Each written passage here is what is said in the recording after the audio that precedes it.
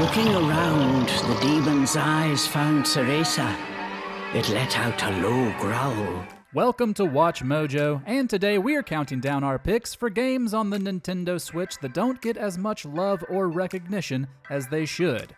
Do note that we prioritized console exclusives for this list. That about wraps it up. Number 10, ARMS.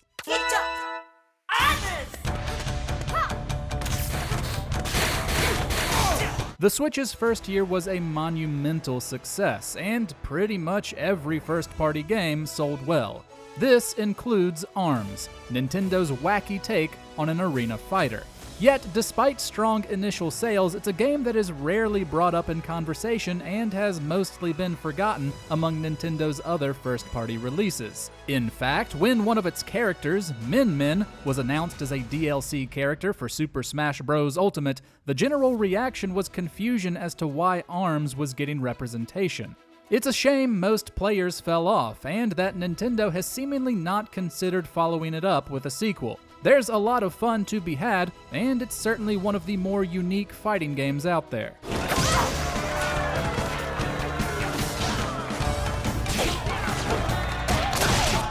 Number 9, Princess Peach Showtime.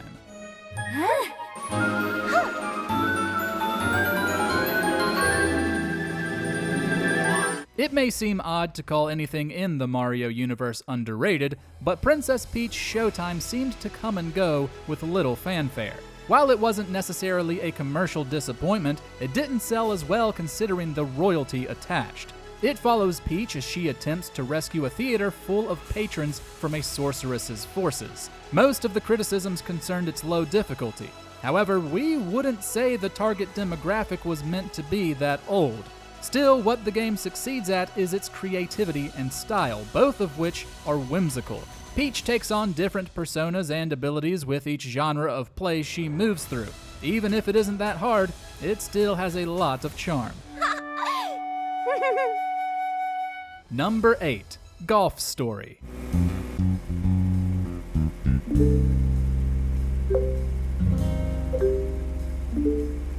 Although many of the best indie games on Switch can be found on other consoles, some are exclusive. Among those, Golf Story is one of the best. It follows a man trying to get back into the sport that once made him so happy after his life has gone downhill.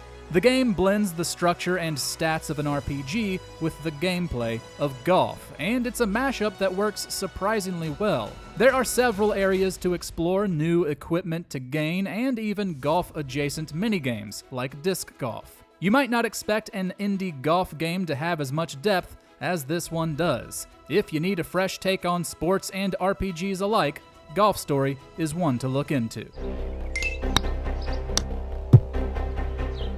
Number 7, Ape Out.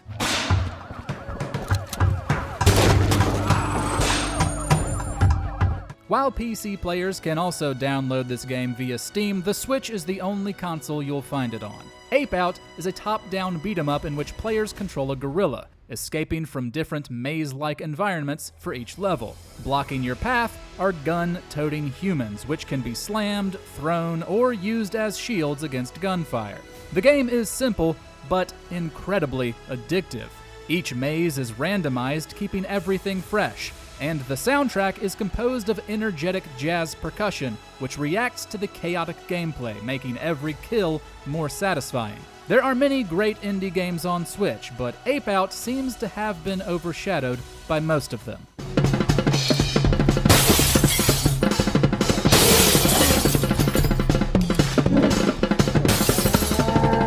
Number 6, Disney Illusion Island. Is it normal to see a bookcase in the middle of a jungle?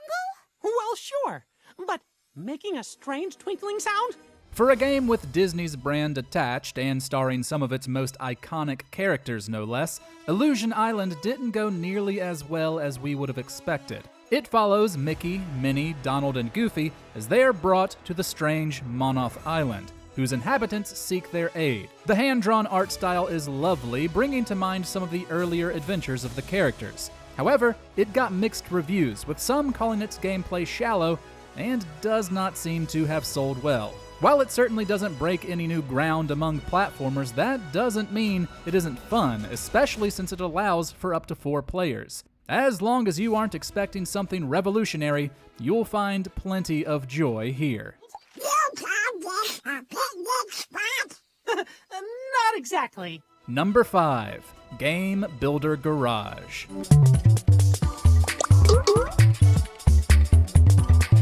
The tools to create your own games from the minds of Nintendo programmers should have been a smash hit similar to Super Mario Maker. And yet, Game Builder Garage, while initially embraced, has seen its player base leave it behind. Admittedly, part of the fault lies with Nintendo. There is no browser to discover new games. Instead, it uses a code-sharing system which makes discovering new games harder. Still, we would think that the intuitive design and wealth of options would have given it more staying power. While players have come up with their own unique experiences, as well as their own versions of Mario Kart and Sonic, there aren't many still spending time on it.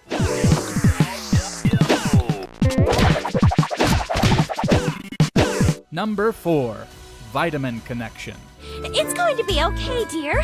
Just rest up and I'm sure you'll feel better soon. The final indie exclusive on our list, Vitamin Connection, was built with the Switch in mind. It follows Vita Boy and Minna Girl, who combat various viruses inside human hosts with their Joy-Con-shaped ship. Playing alone is pretty fun, as you use motion controls to move your ship around and blast the pesky germs out of each body.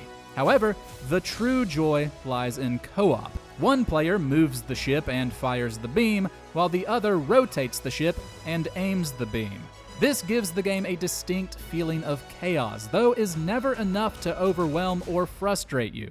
Regardless of how you play, it's a zany cartoon shoot-'em-up with a pretty great soundtrack to boot.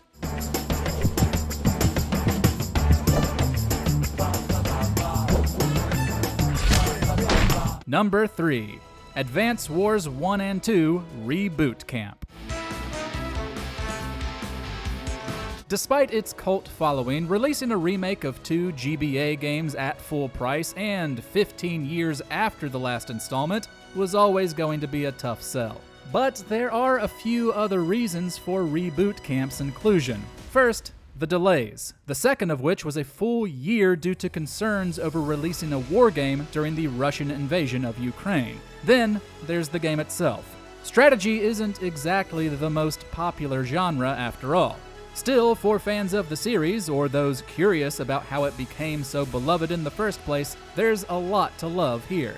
It's still a great strategy game, but Nintendo hasn't released any sales numbers, which can't be good.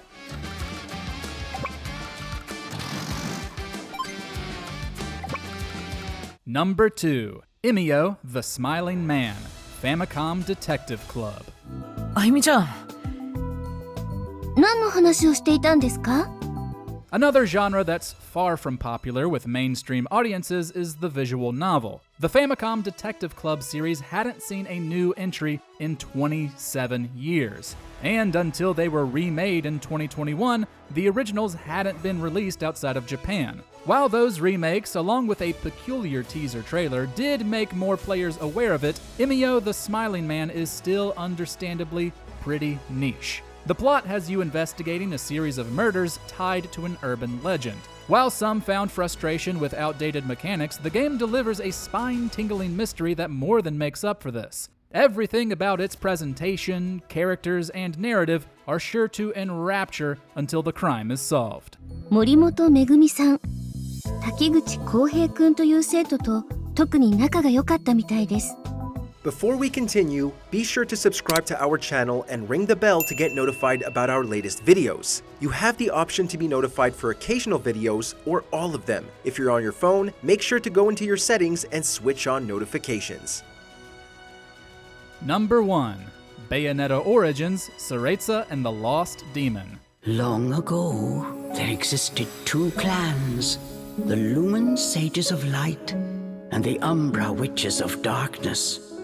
Although Nintendo saved it from death, the Bayonetta series has seen diminishing sales numbers since it went exclusive. Since Cereza and the Lost Demon is a spin-off with different gameplay, controls, and tone, it seems most of the die-hard fans stayed away from it, leaving it with not much of an audience. The game bombed in Japan, and there aren't any sales numbers for other regions, which, as we've said, is usually a bad sign. That's a genuine shame. The art direction is stunning, pairing well with the fairy tale approach, and the puzzles are engaging. The control scheme takes some getting used to, controlling Cereza and her demonic companion simultaneously, but once you do, there's a wonderful, thrilling adventure waiting for you.